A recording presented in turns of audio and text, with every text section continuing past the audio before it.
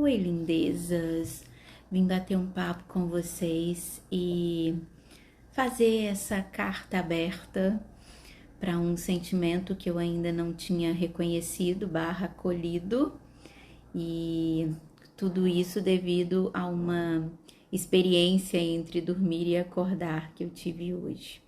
E aí decidi vir aqui compartilhar. É muito comum quando eu tenho algum compromisso pela manhã e eu coloco o relógio para despertar, algo que é da minha responsabilidade, eu tenho um sonho que é recorrente, né? Porque se algo é da minha responsabilidade, eu tenho muita preocupação em realizar. Então, o sonho é sempre que eu tento chegar no local e não consigo. E nem era algo tão grandioso, tão extraordinário, mas era da minha responsabilidade.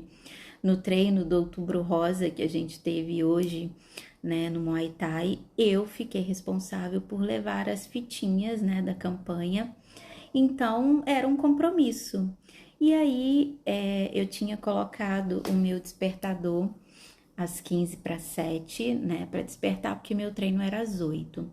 Mas Grandão esqueceu de desativar o despertador dele durante a semana e ele acorda 5h20 da manhã.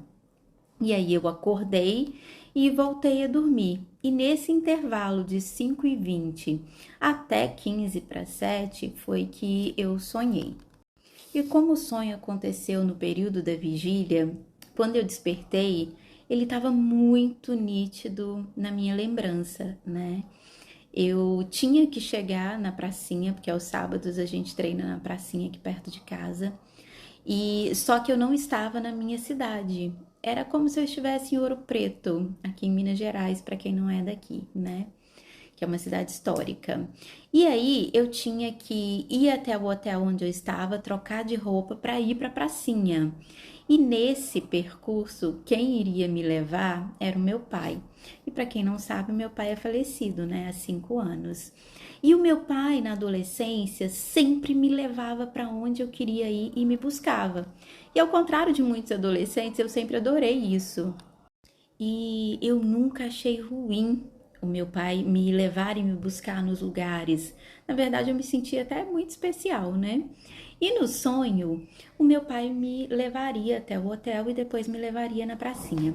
E no meio do caminho, ele disse que não ia mais me levar. E aquilo me deixou tão triste, tão chateada, e eu saí do carro aborrecida e fui correndo até o hotel e uma confusão no elevador, eu não conseguia subir para trocar de roupa, enfim. E aí eu acordei, inclusive antes de completar a tarefa toda do sonho. Eu acordei com aquele sentimento de tristeza que já me era comum, né? Que eu vivenciei intensamente com a perda dele. Mas tinha um outro sentimento ali. E aí, gente, que eu falo, né? A psicanálise é linda, a psicologia é linda.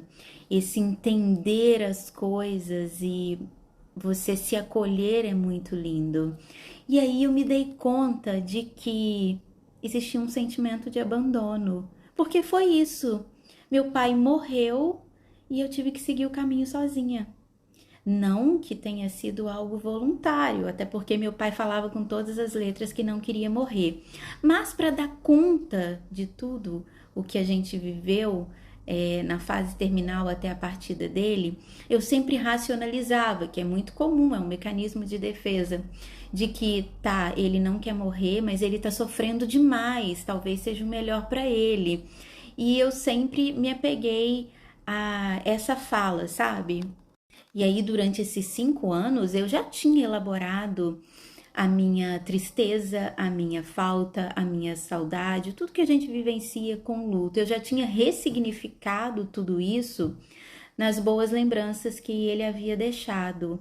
E eu, na minha racionalização, recalquei esse sentimento, joguei lá pro fundinho do meu inconsciente de que de certa forma eu tinha me sentido abandonada por ter que seguir o caminho sem ele. E o nosso inconsciente, gente, ele é acessível. Às vezes a gente precisa de profissionais para isso e às vezes é melhor você nem acessar, mas ele é acessível, né? Então, hoje no sonho, esse sentimento brotou, ele despertou e me fez perceber que era algo que eu ainda não tinha verbalizado. E eu precisava falar isso em voz alta, eu precisava realmente reconhecer o meu sentimento de abandono, né, pela partida dele, mesmo que prematura, e acolher tudo isso que estava guardado ali dentro, né? O recalque, ele é um mecanismo de defesa. Você joga para o inconsciente para você se proteger. E eu tive que focar em tanta coisa quando ele partiu que eu não tinha reconhecido esse sentimento que surgiu agora. E o quanto foi importante eu verbalizar. Então eu sentei para tomar café hoje e fui verbalizar com o Júnior, falar desse sentimento de abandono e que veio tão claro, de uma forma tão simbólica e tão verdadeira ali no sonho. E aí esse reconhecer substituiu a tristeza por um aconchego, sabe? Eu me senti acolhida, eu me senti em paz com esse meu sentimento, né?